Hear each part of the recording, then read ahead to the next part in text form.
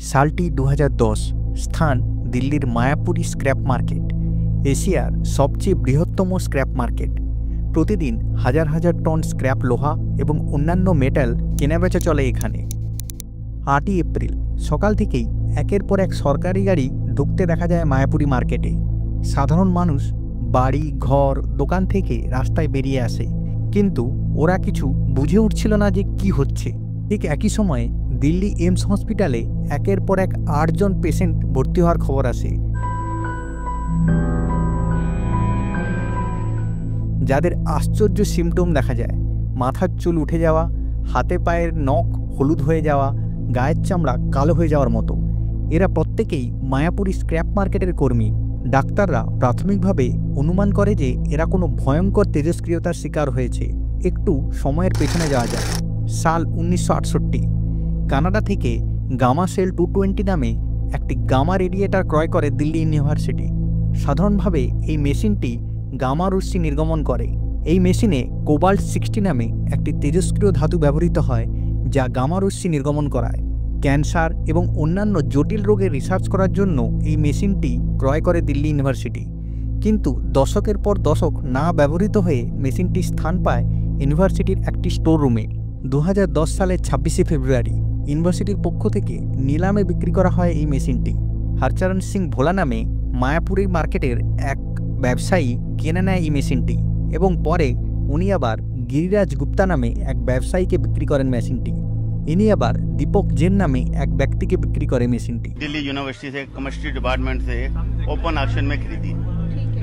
ये 26 तारीख को 1,50,000 रुपए में बिकी। मैंने यहाँ उसको ला के डिसमेंटल करके गिरजर को भी। দীপক জেন যখন মেশিনটি ভাঙাভাঙি করে খুলছিল, তখন ওর ভেতর পেন্সিলের মতো 11টি ধাতব দণ্ড দেখতে পায়। এই দণ্ডগুলি অত্যন্ত চকচকে ছিল, যা কর্মচারীরা বুঝে উঠতে পারছিল না যে এটি কোন ধাতু। তাই দীপক এই 11টি ধাতুর 8টি নিজের স্ক্র্যাপ ইয়ার্ডের দোকানেই রেখে দেয়, 2টি পাশের দোকানে বিক্রি করে এবং অবশিষ্ট 1টি দণ্ড অজয় জেন নামে এক ব্যক্তিকে দিয়ে দেয়। অজয় ধাতুখণ্ডটি দেখে অবাক হয়, খুবই ভালো লাগে তার। এই খণ্ডটিকে নিজের মানি ব্যাগের ভেতরে রেখে দেয় Ajay.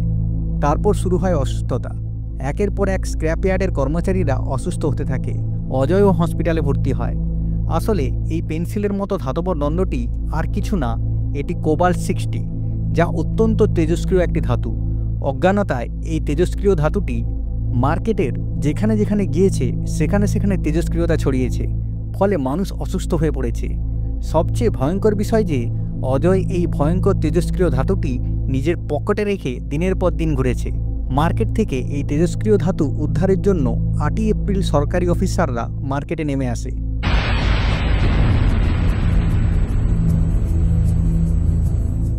Delhi police, atomic energy regulatory board, disaster management team, এদের দিনরাত্রি যৌথ প্রচেষ্টায় 2 দফায় এই ভয়ঙ্কর কোবাল্ট 60 ধাতুটি উদ্ধার করা হয় মার্কেট থেকে।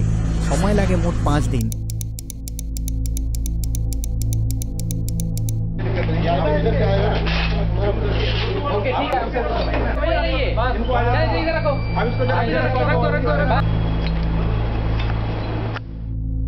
হসপিটালে ভর্তি পেশেন্টের মধ্যে একজন মাল্টি অর্গান ফেলিওর হয়ে মারা যায় এবং বাকিদের চিকিৎসা করে সুস্থ করা হয়। দিল্লি ইউনিভার্সিটি থেকে অফিসিয়ালি কিছু স্টাফকে নেগলিজেন্সির জন্য সাসপেন্ড করা হয় এবং ঘটনার জন্য ক্ষমাও চাওয়া হয়। I want to say that university is very apologetic about what has happened. কিন্তু এটি একটি আশ্চর্যের বিষয় যে কিভাবে একটি তেজস্ক্রিয় পদার্থ ভর্তি মেশিন নিলাম হয় এবং সাধারণ মানুষের হাতে এসে পৌঁছায়। সাধারণ মানুষ তো কোবাল্ট 60 কোনোদিন চোখেই দেখেনি, তাই তারা এটিকে কোনো সাধারণ ধাতু হিসাবেই নিয়েছিল। তাই পরবর্তী ঘটনাগুলি যা ঘটেছে তা অত্যন্ত নিন্দনীয়।